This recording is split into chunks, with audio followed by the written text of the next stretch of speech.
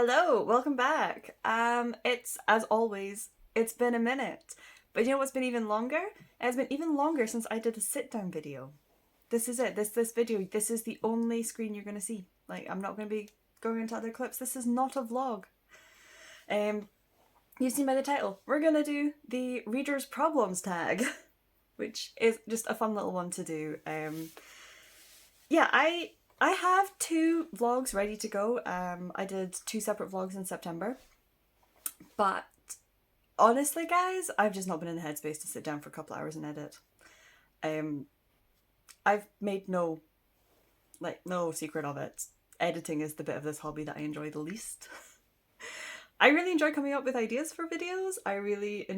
Obviously, I enjoy the reading for the videos, and I enjoy chatting. It's weird. I enjoy chatting to the camera. I enjoy chatting to the internet. Like, no booktuber would be. No booktuber would be producing videos if we didn't enjoy this to, like, an extent, right? I just don't necessarily enjoy the editing part.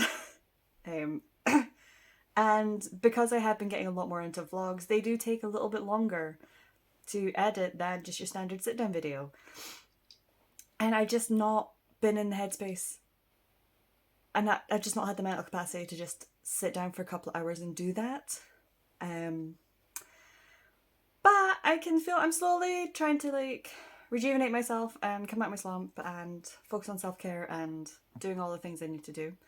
Life has been just a wee bit all over the place. You guys won't know because I've not put those vlogs up yet, but I got a new job. In my August vlog, I spent a lot of time telling you guys about this presentation I had to do for an interview. Well, guys, all the stressing paid off. Your girl starts a new job next week. So it's been interesting. This last month in work, I have been simultaneously less busy and more busy. There's a lot of scrambling to just tie up a lot of loose ends, get anything that only I can do finished and polished off, as well as passing on a lot of my work. But in the process of passing on all of the rest of my tasks, I'm also having to train people in those tasks and go over it. And yeah, generally just there's been a lot of like, I get home at night and I sit and stare into space going, oh my god, what am I doing? Because this new job, it's not just a new job, it's a new career. It is a complete career change. It is a complete life change. I'm going to be moving from shift work. I will no longer finish work at 8 o'clock, potentially 10 o'clock at night. I'm essentially moving on to flexi time, so for the first couple of weeks I'll work whatever my boss is working, or my trainer. I will match my hours to them so that I'm getting the most I can out of my training. And then I kind of get to work whatever hours I want. Within reason, obviously, but I can't get to go onto like standard normal people hours, and I've never worked that. I have never worked those hours. I have only ever worked shifts. So, yeah. In a couple of months, once I'm kind of settled, I'm going to have a regular sleeping pattern. I'm going to have a regular eating pattern. I'm going to eat dinner at the same time every night. For any of you guys who are on normal people hours and you get to do that, like, you have no idea. You have no idea how wonderful that sounds to me right now. Like, don't take that for granted, because, oh man, yeah. Yeah, so there's been a lot of, like, telling people things, a fair amount, like, a small amount of celebrating, been out for lunch a couple of times. So yeah, life has just been busy. So, I'm actually not filming any vlogs for October. You are going to just get a wrap up, because despite how busy my life has been, I've read a few books. I'm actually having a really good reading month, and I think that is because rather than come home and like really try to use my brain and try to be like, all right, no, I gotta do the editing, let's go do this, let's go do that, I'm like, nah, I'm checking out a life and I'm picking up a book. And I've picked up a few really good books, so actually, you know what, spoiler alert, October's been a really, really good reading month so far. But yeah, that is a unanticipated brief life update. That's where I've been. That's why I've kind of disappeared for a little while. Can't guarantee I won't disappear again. We know I like disappearing. I'm basically the Houdini of BookTube. I vanish all the time. I pop up every so often. you know? You guys don't follow me for regular content, and that's okay, because you're not getting it. It's just how it goes, guys. It's just how it goes. But yeah, anyway, let's do a tag, right? And I also apologise for the excessive sniffing. I can't decide if I'm just feeling run down. I did actually have a migraine yesterday, so I am kind of post-recovering from that. Probably shouldn't be filming, but, you know, I mentioned something about self-care. It's something I'm working on. I'm not very good at it. And yeah, I don't know. My neighbour cut their grass. Thankfully, that will be stopping soon because it's getting cold and the grass stops growing. Oh, I love autumn, guys. If only, like I love autumn for a number of reasons, and the lack of hay fever is definitely one of them. But yeah, generally I'm just very sniffly and there. So I'm gonna try and edit. I'll try and cut as most of my sniffles out as possible, but you're still gonna get a few are gonna come through. I can't help it. I'm sorry. But anyway, the reader's problems tag. I will contemplate putting a small timestamp down below if you want to skip straight to this. Probably should have said that at the beginning. Might cut that out. But anyway, the reader's problems tag. Let's just get straight into this, shall we? Like 5-10 minutes later. But anyway, the first prompt. You have 20,000 books on your TBR. How in the world do you decide what to read next? I don't decide. I just pick a book. I am the ultimate mood reader. If I say I'm going to read this, then this, then this, it's not going to happen. I'm not going to read anything that I've just... As soon as I have to read a book, I'm not going to read it. Even if I just tell myself, I'll be really cool to read that one next. No, I'm not going to read it. Nope. Because my brain is like, no. I think it was so much structure in other parts of my life, especially like work, where everything has to be in very specific orders and things, that when it comes to my reading, because it is such an escapism for me, no, we just go wherever my brain wants it to. Quite often, if I've got a book on my shelves that a lot of people, especially like in real life, are really excited about, I might be like, I feel like I'm missing out and I want to read that. But then quite often, if that's also the case, that sometimes everyone is really excited about a book and I'm like, but what if I don't like it? And then I'll put it off. I've just finished reading the second volume of Heaven Official's Blessing, which is right here. Totally wonderful series. It's MXTX, Mo Jiang Tongxue, as always butchering her name. We all know I'm a massive fan at this point. This is her third series, and yeah, absolutely just as wonderful. I think it... Oh, I can't believe I'm going to say this. But it's up there with Grandmaster. I mean... Okay, nothing will ever pip Wang Jiang off their post. They will forever be my OTP, but... Liang could come close, guys. I'm just saying, they could come really close. But yeah, I got a friend in real life who is really into these as well, and she reads them a lot quicker than I do. And so she's come out with them going, oh my god, these are amazing. Like, these are going to wreck you. They're going to destroy you. And because she's told me, and I know I'm going to love them, I've put them off. I put that second volume off for a year. About a year. I've now got the full stack. She's literally lent me... Oh, let's see if I can get this without dropping anything else. The entire rest of them, and she might get them back in another year's time. Maybe. We'll see. But yeah, how do I decide what to read next? I just go with whatever my brain tells me. Whatever looks the most appealing at the time.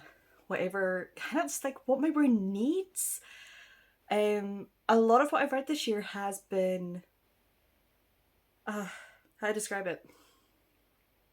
Easy, fluffy, escapist reading. You know, there's been nothing particularly heavy-hitting. One or two notable exceptions. One of those was a reread, and I was okay with that because I knew I was going to love it. Because I gave it 5 stars first time, and I gave it 5 stars second time. But yeah, I generally just go with whatever my brain kind of needs at the time. And right now, this year, my brain has needed an escape from reality, and that's what it's gotten. Yeah. Okay, that question took a lot longer to answer than I thought. I am called Amy's Rambles for a reason, guys. Right. Second question. You're halfway through a book and you're just not loving it. Do you quit or are you committed? This is very pertinent because right now I am halfway through a book and I am not loving it. But I'm also not hating it. 2 seconds. I will get it. Right, back. I am almost halfway through City of Nightmares. Look at the cover. It's such an awesome cover. And the inside artwork. It's absolutely beautiful. I want to love this book so much. It has a great concept. This is a book where it's set in a city, it's set in a world, which I think is our world because Sweden got mentioned. Apparently we were at war with Sweden at one point in this world. But it's set in a world where about 100 years ago, people started becoming their worst nightmares. So they'd go to sleep, they'd have a nightmare, and there's a really good chance that they would then become that nightmare. So there's a lot of like monsters and things in this world. That's a great concept. But there's just something missing. It's just very... There's no depth.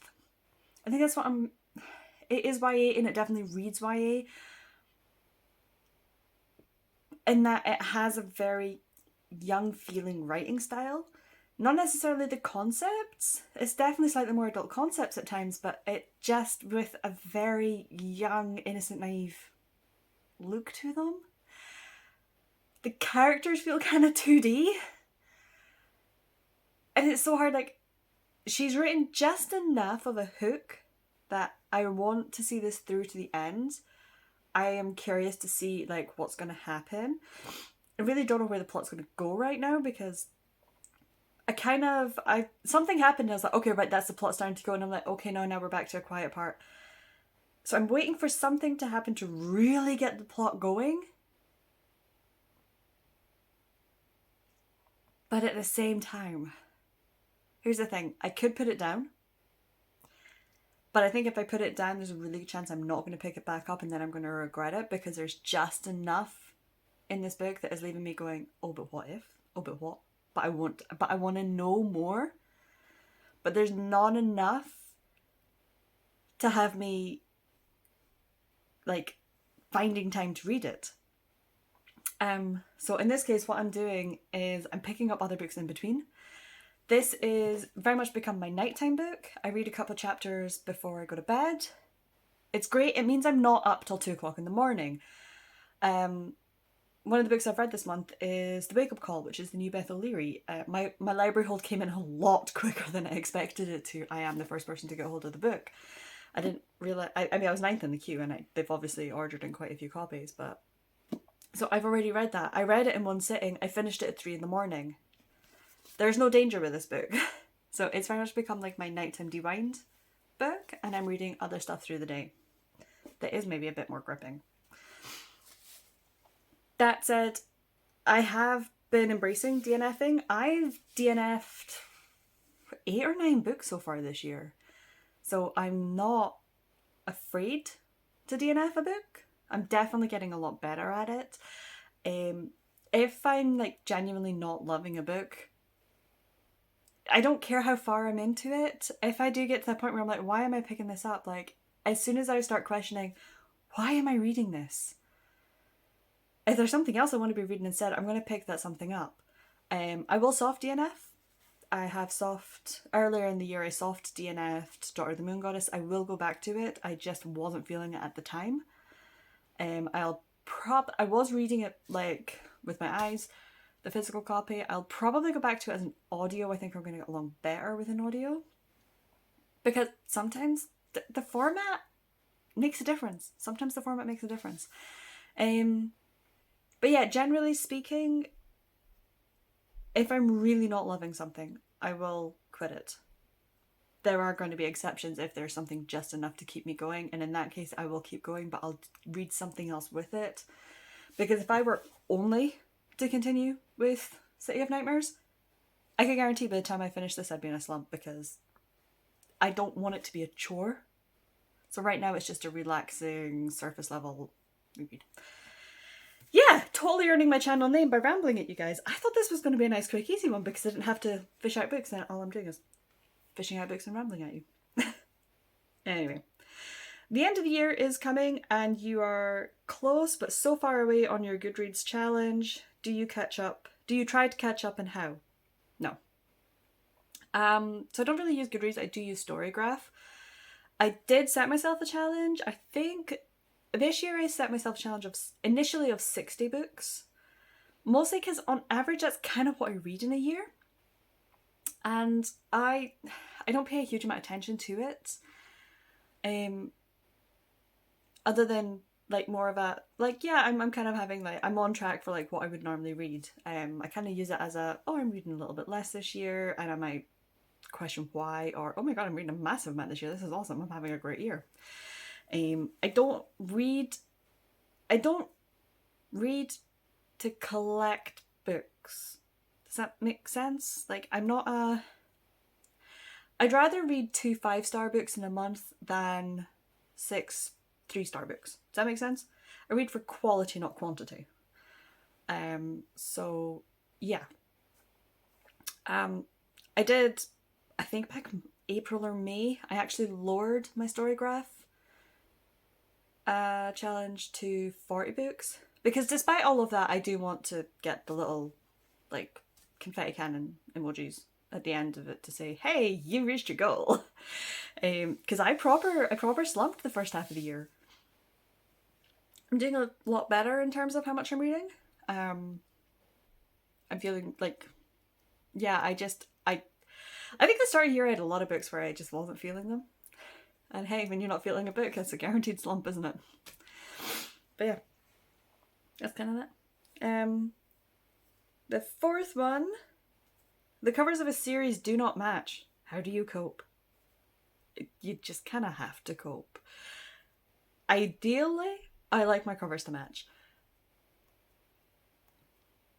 If I start a series in hardback, I'll try and collect the rest of it in hardback. If I start it in paperback, I'll try and collect it in paperback. Same with authors. The reason I got the latest Beth O'Leary from the library is because I have everything else in paperback, so I will wait for the paperback to come out. Then I'll buy it because I know that's a book I'm going to reread at some point. I really enjoyed it, guys. But I'm also, kind of have to accept, especially if I'm reading an older series or a longer series where covers change halfway through a run. It used to really annoy me, but you kind of just got to accept it now. Like, I'll do my best to have them matching as I can, but I'm not going to lose sleep if my covers don't match. It probably helps that because I organise my bookshelves by author, like, I don't organise them aesthetically, I organise them alphabetically by author and then series publication date, because I'm particular that way. I'm picky. I kind of like, my bookshelves look a bit of a, they kind of look shambolic, let's face it. They look like a library shelf where, you will go from a bright pink cover to a dark green cover, whatever. So it doesn't bother me too much. Next one. Everyone and their mother loves a book, but you really don't. Who do you bond with over shared feelings? Here's the thing, if everyone and their mother loves that book and I don't, then I don't have too many people to bond over the shared feelings because they all love the book. And I don't. This is a weird question. Generally speaking, if I don't love a book, I don't discuss it too much unless it really, really annoyed me. At which point I will rant to a few friends about it. I will generally keep my rant spoiler free unless I know they're not going to read it, it's really not their thing, at which point I will rant ad nauseum about everything that was wrong with this book and what annoyed me with this book. But yeah, generally speaking, if I'm not loving a book, I'll put it down and I'll find a book that I do love that everyone else is loving and we'll bond over that, because there's so much negativity at times. Like, we don't need that. I'd rather we all bond over a book we loved than, yeah. That said, if I read something that someone else has read and they know I've read it and they want to know my opinion, I will totally give it to them. I'll reason out why it didn't work for me. I And, you know, I'll hear their opinions, and sometimes what they'll say will change my mind. Sometimes what I'll say will change their minds, and that's kind of sad, which is why I kind of avoid it. It's like, if you like a book, don't let my negative opinion take it down. Next up, you're reading a book and you're about to start crying in public. How do you feel? Sad, because I'm about to start crying, obviously. Or, I don't know, maybe I'm just feeling really touched. I'm obviously feeling overwrought with emotion. That said, I cry really easily at books, and films and anything. I cry a lot really easily. I cannot tell you how much I've been crying in work, or I've come close to crying in work, because although I'm not sad to be leaving my current role, it's definitely time for me to be leaving. It's very much the end of an era. So, yeah. I think this one's asking, realistically what this one's asking is like, do you feel embarrassed or anything? And I'm like, no. If I'm reading a book and it's a way to start making me cry and I start crying, I think it's going to be pretty obvious I'm crying at the book. And if someone comes up to me like, oh my god, are you okay? I'm just going to be like, don't mind me, I'm just that weirdo crying at the book. And then folk will raise an eyebrow and walk off, and I'm like, no, that's just how it goes. Like, feel your feelings, guys. We shouldn't be ashamed to feel our feelings in public. That's it. The next one, which is the 7th one. A sequel of a book you love came out, but you've forgotten the prior novel. Will you reread the book, skip the sequel, try to find a synopsis on Goodreads, cry in frustration? That's a hard one. If it's a book I love, I probably haven't forgotten that much. Or I'll still have, like, the gist of what the plot is. If it's been a very long time, I might reread. I'd probably go between sort of like, depending on what the book is and how quickly and how easy it would be to reread, I'll either reread the first one so that I can dive straight into the next one, or I'll look up a synopsis. Sometimes I'll be like, I can't remember too much about this, and I'll just dive straight in. And generally speaking, within a couple of chapters, you're like, oh wait, yeah, no, I got it. Yeah. That said, when it comes to series,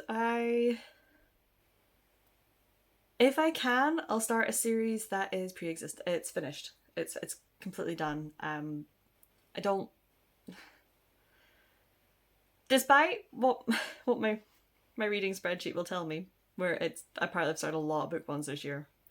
I try not to start a series that's not finished, if I can help it, but often I can't help myself. I'll just go with it. Yeah. Totally ran out of steam on that question. There you go. Okay, next one. You don't want anyone borrowing your books. How do you politely tell them nope when they ask? I'm for the most part, I'm totally fine with people borrowing my books. I actually really encourage it, because if they're borrowing my books, they want to read, and I'm all for encouraging people to read. I'm also aware that, you know, books are expensive.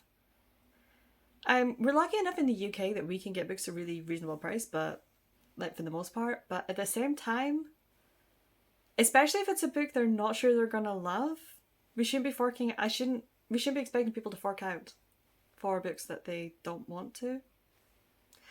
And you know what? If I have it and I can save someone money, absolutely borrow my copy. It just spreads the love around. And quite often, if you lend someone a book and they love it, they'll then go and buy themselves a copy because they're going to want to reread it at some point, or they just want to have their own copy. And so they're still supporting the author. So yeah, I think I've got at least like 3 or 4 books currently loaned out right now as we speak. There are a couple of books I won't, and I will just explain. It's like, I do have a copy of that book, but I'm not willing to lend it out just because it's a special edition, or it's signed, or it's a first edition, or it's really sentimental to me, and I just don't want. It's not that I don't trust you, obviously I've lent you books before, but there are specific books in my collection that just don't get lent out. I have a blanket ban on anybody borrowing these books. They're the sort of books where maybe, you know, I have a second edition that I read because I'm really precious about this one. For example, I've got a signed Anne McCaffrey. And McCaffrey's dead. I can't replace that copy. Like, I can't get a new signature. Okay? I've got a few, like, I've got a really, really pretty cloth bound edition of Assassin's Apprentice that Harper Varger did. They did, I think for one of their anniversaries, they did like a series, like a selection of different books from their collection in special cloth bound editions. And I got Assassin's Apprentice. I then subsequently got it signed. Robin Hobb has already said she's not coming back to the UK. Not anytime soon, not for book signings.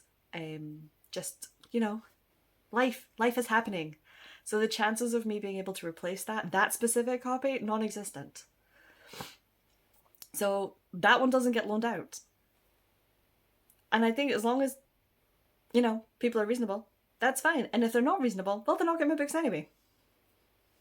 So yeah, for the most part, like I'm totally happy to lend any of my books out. But if it's one of the things that I don't, then I just explain like it's not personal, just nobody gets this book. Okay? That's all. That's all. I'm not particularly precious. Like, I enjoy cracking spines of books. I won't do it to anyone else's, but if it's my own paperback, I will crack the spine. And I will take pleasure from it. I won't dog ear it, I won't annotate. Occasionally I'll tab, but I will crack the spine. Because the cracked spine is the sign of a well-loved book. It's a well-read book, at least in my opinion. So I'm not precious, like I don't care if someone gives me my book back in slightly better read condition, shall we say. It's just a sign of a loved book. That's all. And a lot of the books I get are secondhand to begin with, so, you know. The next one... Also, y'all will be grateful to know there's only like 3 questions left.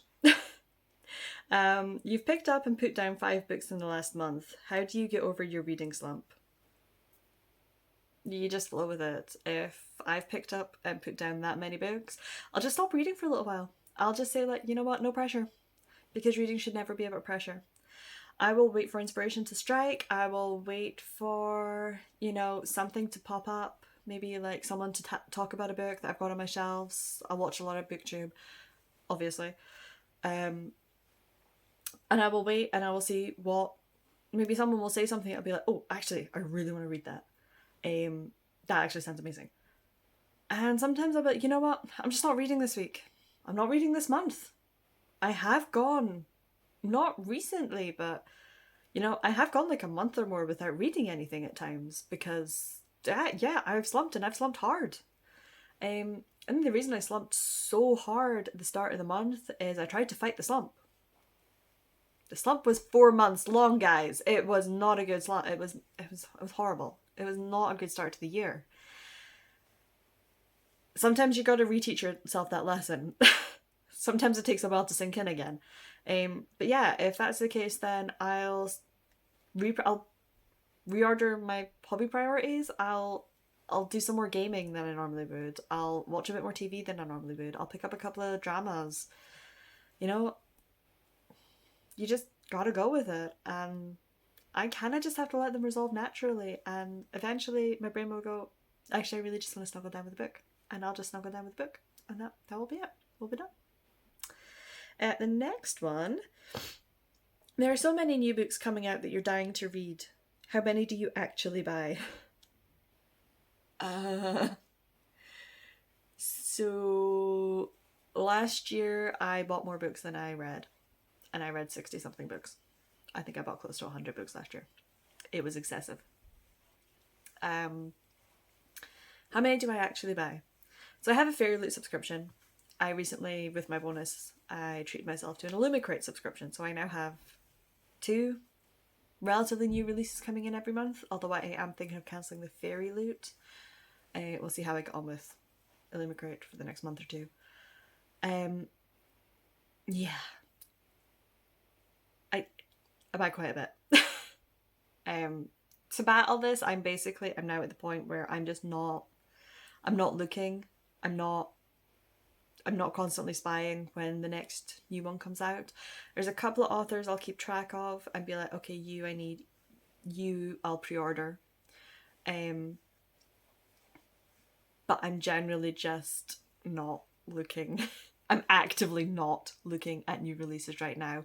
When folk post videos or stuff with like most anticipated new releases of the next 6 months, I'm like, nope, I will not.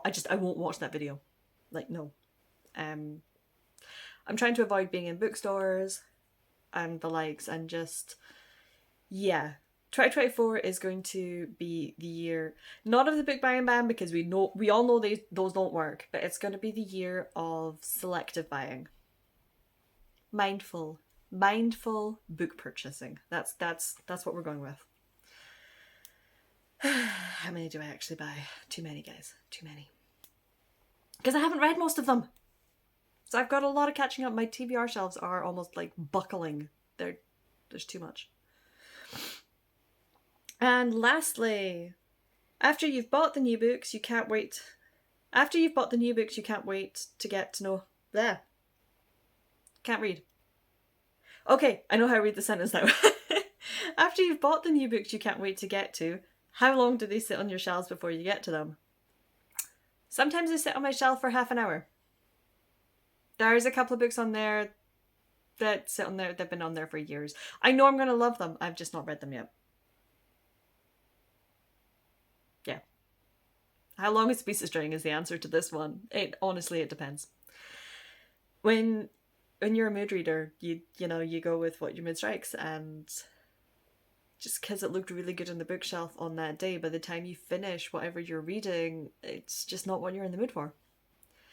Sometimes I'll buy a book because that was an absolute bargain. I actually bought one this morning when I was out. I don't know when I'm going to get to this one. But it was £3, so, why not? What Lies Beyond the Veil by Harper L. Woods. I've not heard too much about this, but it's a fae fantasy romance. It's a very popular genre right now. It does actually sound really good, which is why I picked it up. I don't just buy books for the sake of it. Except I totally do. But, no. Yeah. I might get to it in the next week or two. It might take me a couple of months. It might. I doubt this one will take me a couple of years, because it's very much like the mood I'm in this last couple of months. But we'll see. I honestly could not tell you when I'll pick it up. That's just how it is. Yeah. We're at the end of the tag. Woo! Yeah. There's no one, it's not asking me to tag anybody, which is nice.